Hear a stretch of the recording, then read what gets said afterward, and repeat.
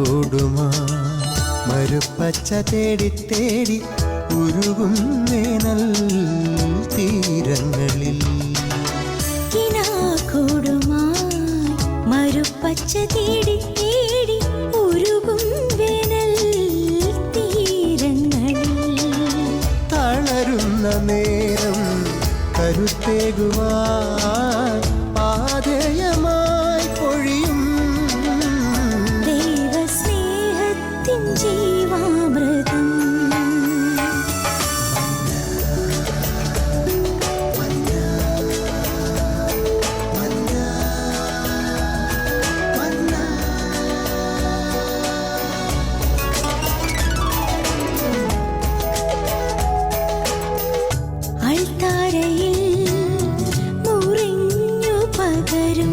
ആത്മയുഗത്തിൻ കൃപയായൊഴുകും അൾത്താരയിൽ മുറിഞ്ഞു പകരും. ആത്മയുഗത്തിൻ കൃപയായൊഴുകും വിശ്വസ്നേഹത്തിൻ ദൈവാമൃതം.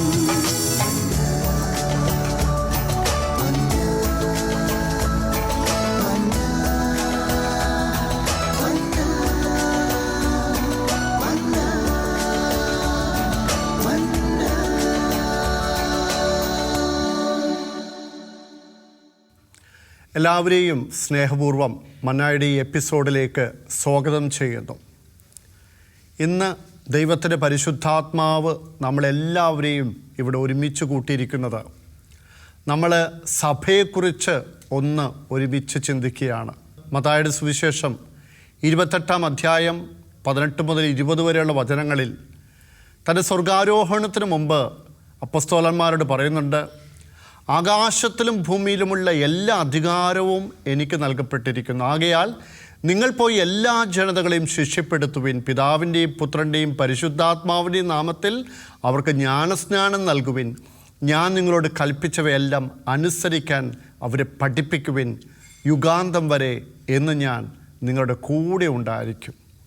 ഈ വലിയ ദൗത്യം അപ്പസ്തോലന്മാരിലൂടെ ഇന്ന് സഭയിലൂടെ നിറവേറ്റപ്പെടുമ്പോൾ ആ സഭയോട് ചേർന്ന് നിന്ന് കർത്താവിൻ്റെ വലിയ ആഗ്രഹത്തെ, സ്വപ്നത്തെ സാക്ഷാത്കരിക്കുവാനുള്ള വലിയ ഉത്തരവാദിത്വം എനിക്കും നിങ്ങൾക്കും നമുക്കെല്ലാവർക്കും ഉണ്ട്. നമുക്കെല്ലാവർക്കും പ്രാർത്ഥനയോടുകൂടി നമുക്ക് ഈ കുറച്ച് സമയം ആയിരിക്കാം. എല്ലാവരെയും ഒരിക്കൽ കൂടി സ്നേഹപൂർവ്വം ഇന്നത്തെ ഈ എപ്പിസോഡിലേക്ക് സ്വാഗതം ചെയ്യുന്നു. വിശുദ്ധ മത്തായിയുടെ സുവിശേഷത്തിൽ 16-ാം അധ്യായത്തിൽ 18-19 വചനങ്ങളിൽ യേശു തന്നെ പറയുന്നുണ്ട്. അല്ല, നമുക്കെല്ലാം അറിയാം, ഞാൻ നിന്നോട് പറയുന്നു, നീ പത്രോസാണ്, ഈ പാറമേൽ എൻ്റെ സഭ ഞാൻ സ്ഥാപിക്കും. യേശു വ്യക്തമായിട്ട് ശക്തമായിട്ട് വിശുദ്ധ പത്രോസ്ലിയെ കത്തോലിക്ക സഭയുടെ ആദ്യത്തെ മാർപ്പാപ്പയായിട്ട് യേശു ജീവിച്ചിരിക്കുമ്പോൾ തന്നെ ഉത്തരവാദിത്വം ഏൽപ്പിക്കുക. അടുത്ത വചനം വിശുദ്ധ മത്തായിയുടെ സുവിശേഷം 16-ാം അധ്യായം 19, സ്വർഗരാജ്യത്തിൻ്റെ താക്കോലുകൾ ഞാൻ നിനക്ക് തരുന്നു. പത്രോസിനെ അധികാരം ഏൽപ്പിക്കുകയാണ്.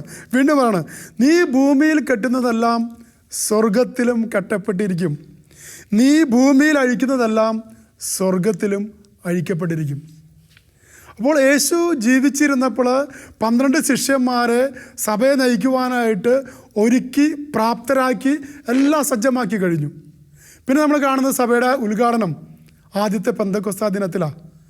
ആദ്യത്തെ പെന്തക്കോസ്താ ദിനത്തിൽ പരിശുദ്ധാത്മാവ് ഇറങ്ങി വന്നപ്പോൾ എല്ലാ ശിഷ്യന്മാരും ഒരു പുതിയ വ്യക്തിയായി രൂപാന്തരം പ്രാപിച്ചു. നമ്മൾ പിന്നീട് വായിക്കുന്നുണ്ട് അപ്പോസ്തല പ്രവർത്തനങ്ങളിൽ. ആദ്യത്തെ മാർപ്പാപ്പയായ വിശുദ്ധ പത്രോസിൻ്റെ ആദ്യത്തെ പ്രസംഗത്തിലൂടെ 3000 പേരെ മാനസാന്തരപ്പെട്ടെ. പിന്നെ അങ്ങോട്ട് അവിടുന്ന് ആരംഭിക്കുക സഭയുടെ പ്രവർത്തനങ്ങൾ. അവിടെ മുഴുവൻ പരിശുദ്ധാത്മാവ് നയിച്ചുകൊണ്ടിരിക്കുന്നത്. വ്യക്തികളിൽ, സമൂഹങ്ങളിൽ, എല്ലാ പ്രദേശത്തും ഇങ്ങനെ പരിശുദ്ധാത്മാവ് ഈ ശിഷ്യന്മാരെ നയിച്ച് സഭ ഇങ്ങനെ വളർന്നു. അപ്പോസ്തല പ്രവർത്തനം വായിക്കാൻ പറയാം, ആദിമ ക്രൈസ്തവ സമൂഹം എന്നുള്ള കാര്യം അന്ന് ആരംഭിച്ചതാണ് കത്തോലിക്ക സഭയുടെ പ്രവർത്തനം.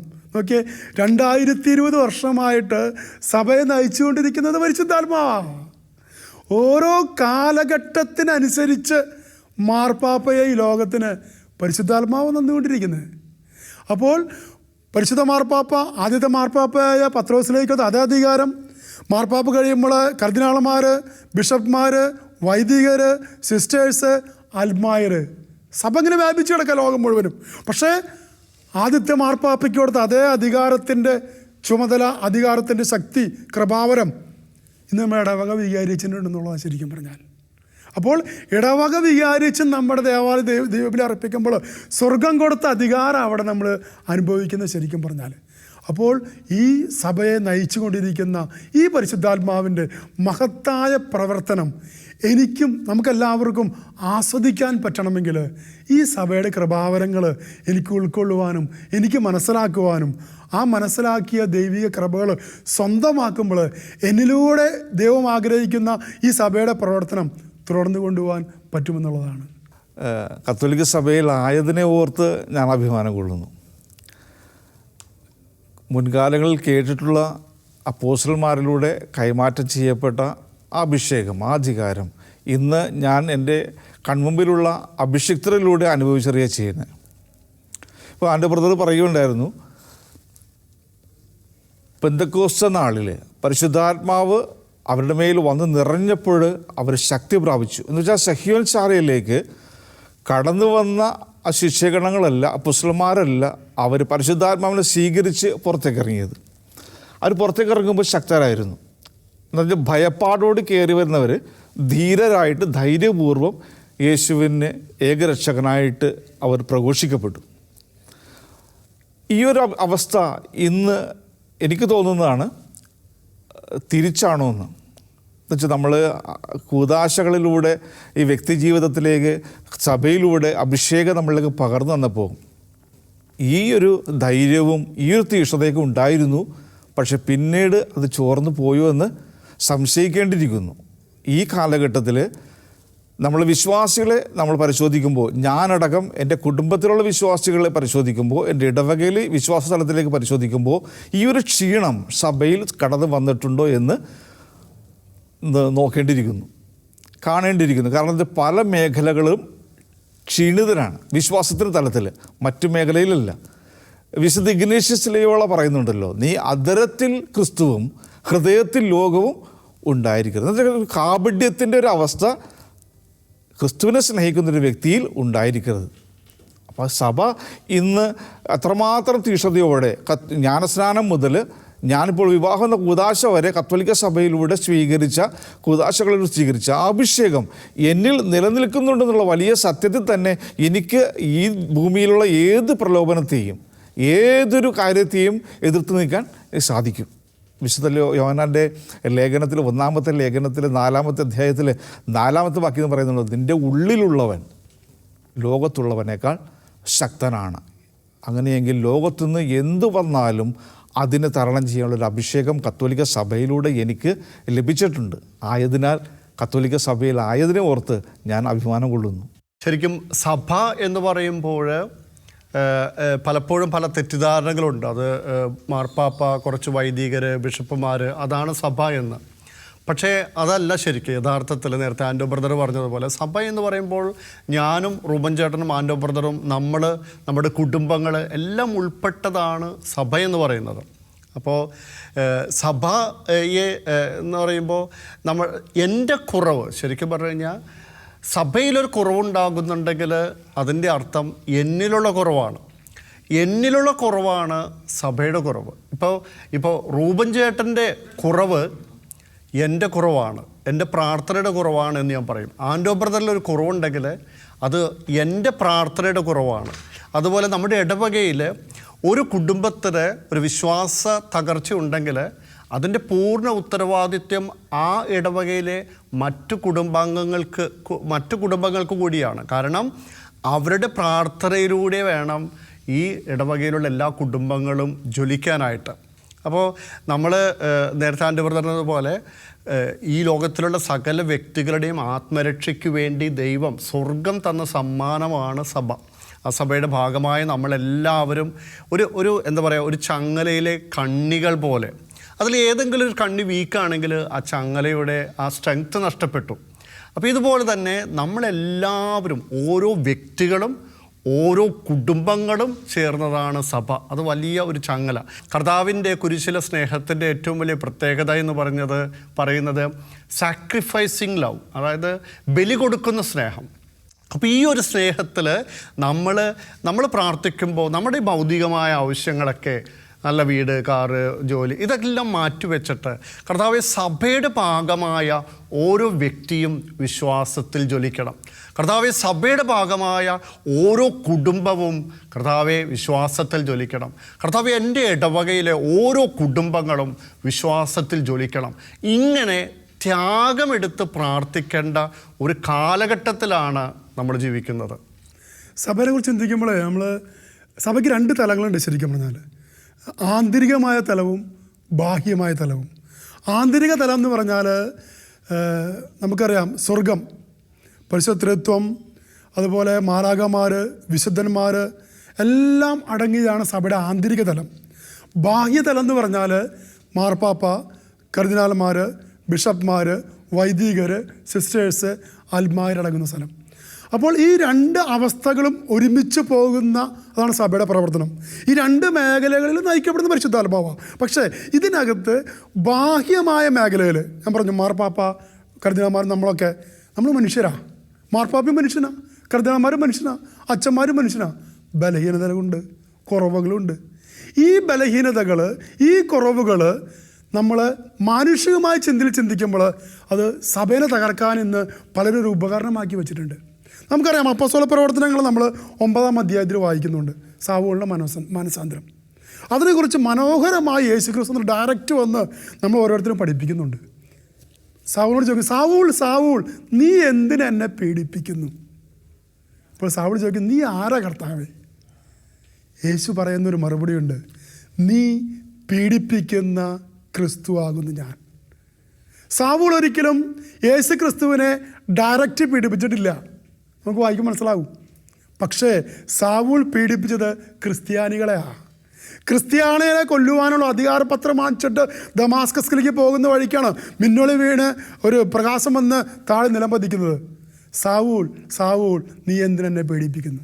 ഈ ചോദ്യം ഈ കാലഘട്ടത്തിൽ എന്നോടും നിങ്ങളോടും യേശു ചോദിക്കുന്നുണ്ട്. സഭയെ എതിർക്കുമ്പോൾ, വൈദികരെ എതിർത്ത് സംസാരിക്കുമ്പോൾ, കത്തോലിക്ക പ്രവർത്തനങ്ങളെ എതിർത്ത് സംസാരിക്കുമ്പോൾ എന്നോടും നിങ്ങളോടും ചോദിക്കുന്നുണ്ട്, ആൻഡോ നീ എന്തിനെന്നെ പീഡിപ്പിക്കുന്നു?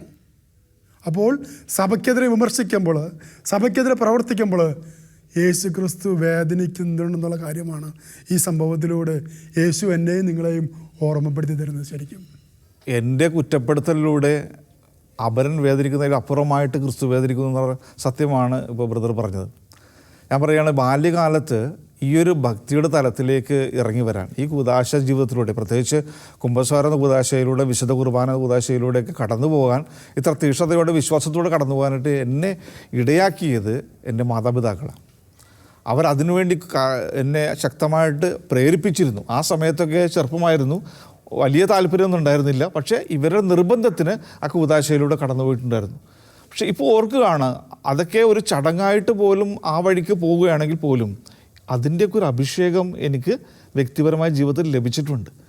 ആ ബാലനായിരുന്ന എനിക്ക് അന്ന് ആ നിർബന്ധത്തിലൂടെ, ഒരു പക്ഷേ ആ സമയത്ത് അവരോട് ദേഷ്യം തോന്നിയിട്ടുണ്ടാകാം, കിടന്ന് ഉറങ്ങേണ്ട സമയത്ത് വിളിച്ചെഴുന്നേൽപ്പിക്കുമ്പോൾ അസ്വസ്ഥത ഉണ്ടാകാം. പക്ഷേ ഇന്നത്തെ ബാലന്മാരെയും ബാലികമാരെയും ശ്രദ്ധിച്ചു നോക്കി, അവർ കിടത്തി ഉറക്കാനാണ് ഇന്ന് കൂടുതൽ ആൾക്കാർ ഇഷ്ടപ്പെടുന്നത്.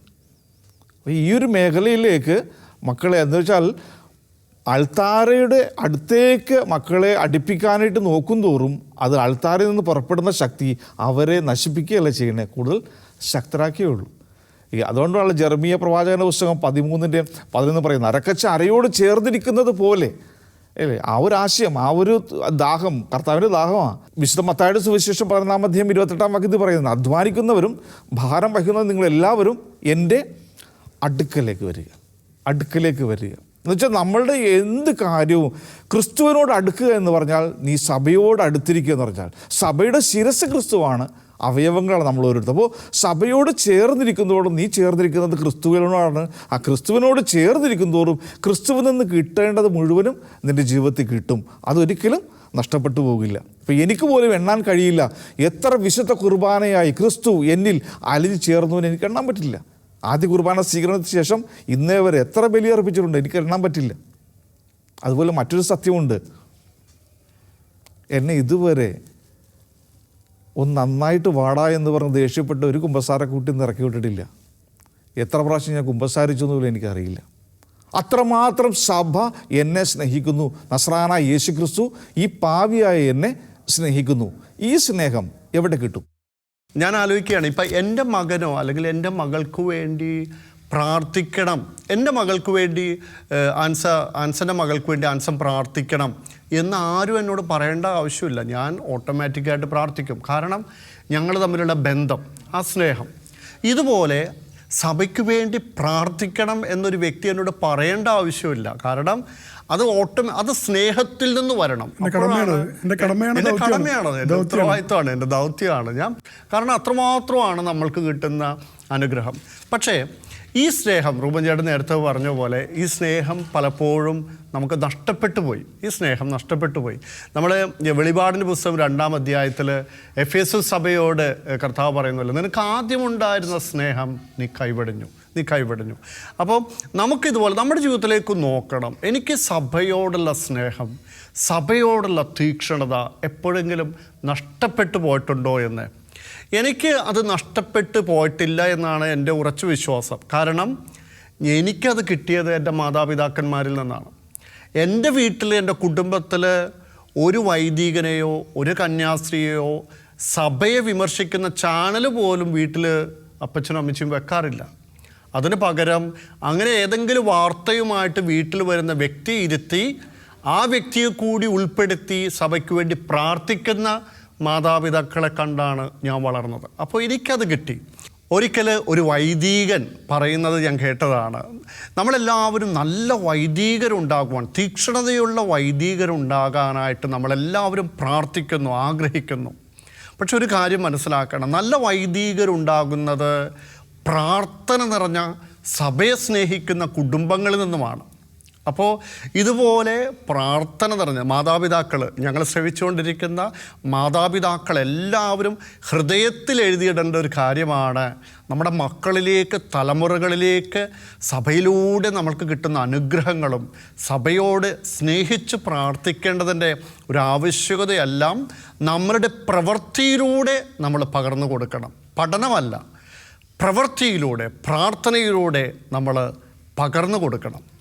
സഭയുടെ പ്രവർത്തനം മുഴുവൻ പരിശുദ്ധാത്മാവിനാൽ നയിക്കപ്പെടുന്നതാണ് പ്രവർത്തനം. നമ്മൾ ജപമാല ചൊല്ലുമ്പോൾ സന്തോഷത്തിൻ്റെ ദിവ്യ രഹസ്യങ്ങൾ, ദുഃഖത്തിൻ്റെ ദിവ്യ രഹസ്യങ്ങൾ, എന്നോട് ചോദിച്ചു എന്താണ് അത് ഇങ്ങനെ രഹസ്യങ്ങൾ എന്ന് പറയാൻ കാരണം, കത്തോലിക്ക സഭയുടെ എല്ലാ പ്രവർത്തനങ്ങളും വിശുദ്ധ രഹസ്യങ്ങൾ അടങ്ങിയതാണ്. യേശുക്രിസ്തുവിൻ്റെ ജനനം മുതൽ മരണം, ഉദ്ധാനം, എല്ലാ പ്രവർത്തനങ്ങളും എടുത്തു നോക്കിയേ, മാനുഷികമായ ബുദ്ധി കൊണ്ട് നമുക്കതിനെ അളക്കാൻ പറ്റില്ല. മാനുഷികമായ കഴിവ് കൊണ്ട് നമ്മൾ ഇഷ്ടംപോലെ പഠിച്ചിട്ടുണ്ട്. തിയോളജി പഠിച്ചവരുണ്ട് 5 വർഷം, ഇഷ്ടംപോലെ ഡോക്ടറേറ്റ് നേടിയവർ, എല്ലാ രീതിയിലും ഭാഗ്യമായ ഡോക്ടറേറ്റ് നേടുന്നവർ. ആ അറിവിൻ്റെ തലത്തിൽ നിന്നുകൊണ്ട് സഭയുടെ പ്രവർത്തനങ്ങൾ, കൂദാശയുടെ പ്രവർത്തനം ചിന്തിച്ചാൽ ഒന്നും മനസ്സിലാവില്ല. ഒരു കാര്യം മനസ്സിലാക്കിക്കോ ബ്രദറെ, ഈ സഭയെ എതിർക്കുന്നവരും ഈ സഭയെ വിമർശിക്കുന്നവരും സഭയെക്കുറിച്ച് മനസ്സിലാക്കാത്തവരും എന്താണ് പരിശുദ്ധാത്മാവിൻ്റെ പ്രവർത്തനമെന്നും മനസ്സിലാക്കാത്തവരാണ് ഭൂരിഭാഗം സഭയെ വിമർശിക്കുന്നത്. കത്തോലിക്ക സഭയുടെ ആധ്യാത്മിക സമ്പത്ത് മുഴുവൻ അടങ്ങിയിരിക്കുന്നത് കൂദാശകളുടെ കൂദാശയായ വിശുദ്ധ കുർബാനയിലാണ്. സഭയുടെ ചരിത്രമെടുത്ത് വായിക്കുമ്പോൾ നമുക്ക് മനസ്സിലാകും. സഭ ആരംഭഘട്ടത്തിലൊക്കെ കൂദാശയുടെ പരിക്രമം, കൂദാശ സ്ഥാപിച്ച ക്രിസ്തുവെ നമുക്കറിയാം. സഭ പരിക്രമം ചെയ്യാൻ വേണ്ടി സിനഡുകളിൽ തീരുമാനമെടുത്തപ്പോൾ സഭയിൽ നിന്ന് കുറവർ വിട്ടുപോയി. കാരണം കൂദാശ അവർക്ക് ഉൾക്കൊള്ളാൻ പറ്റുന്നില്ല.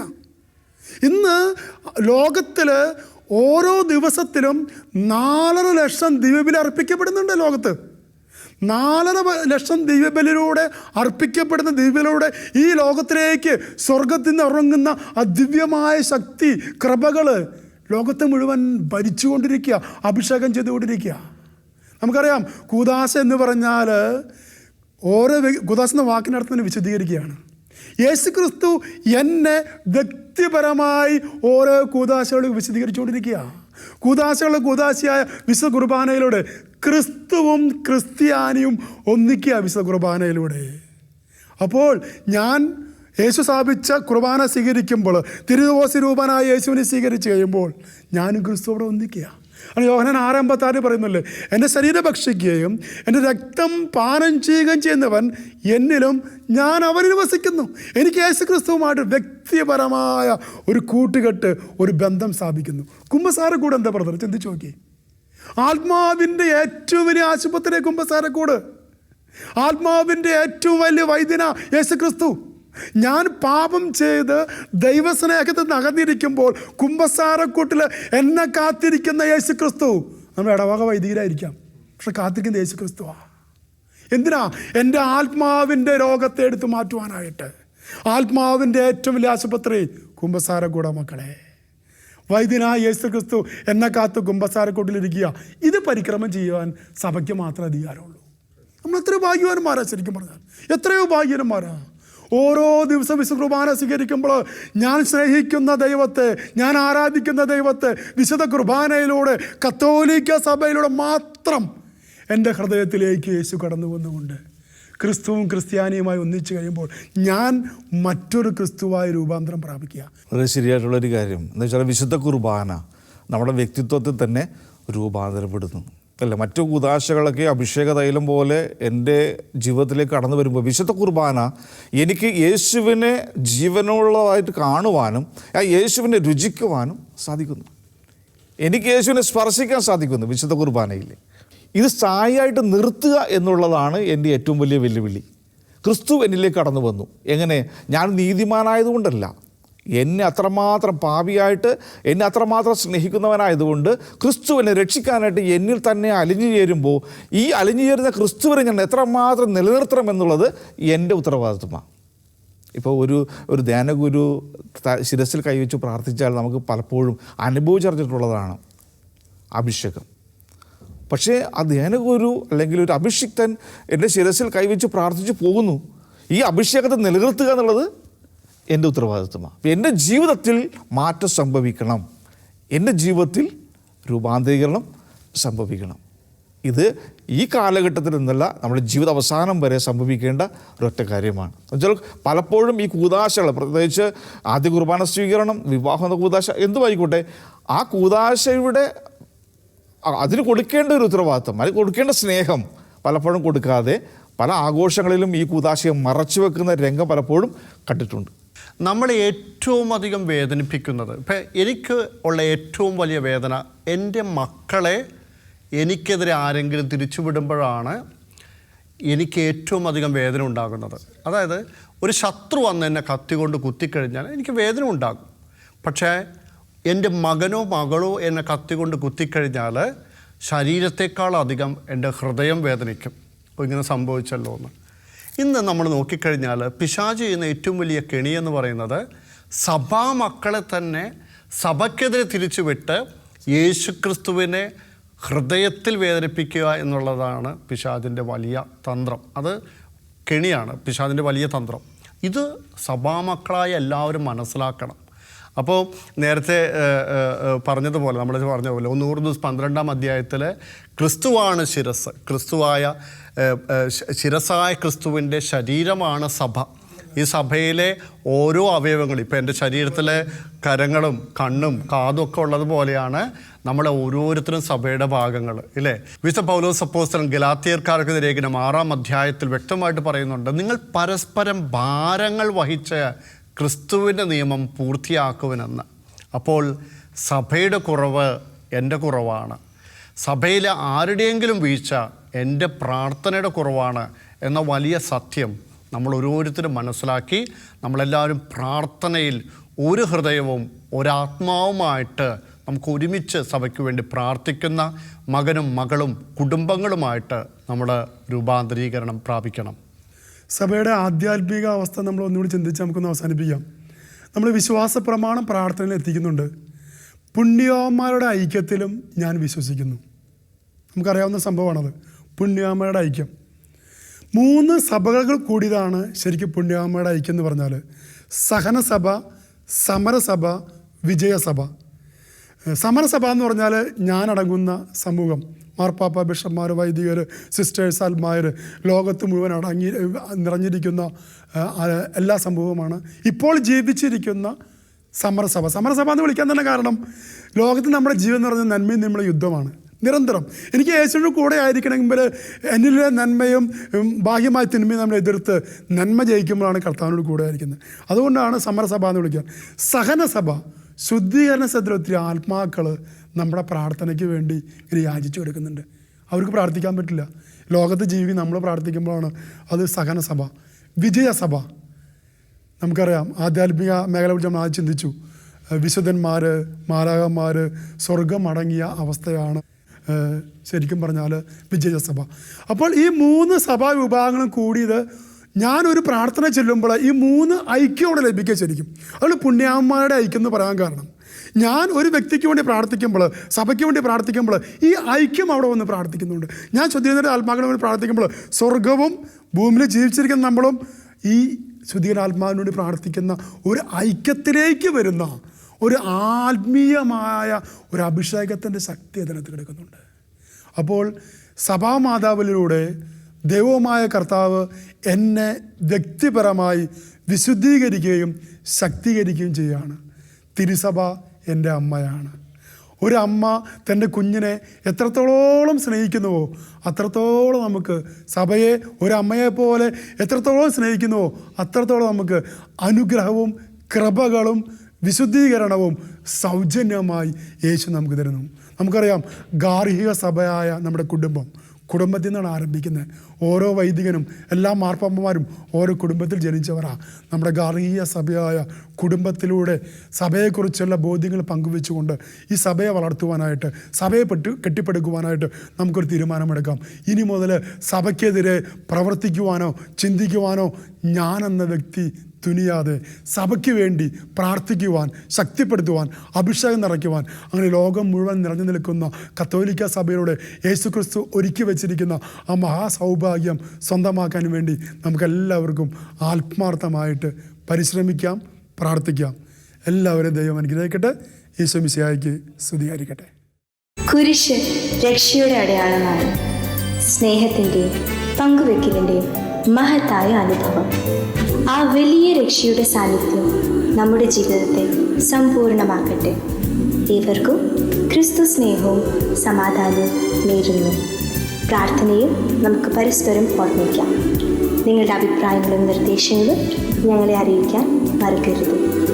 eldroyvision.uae@gmail.com.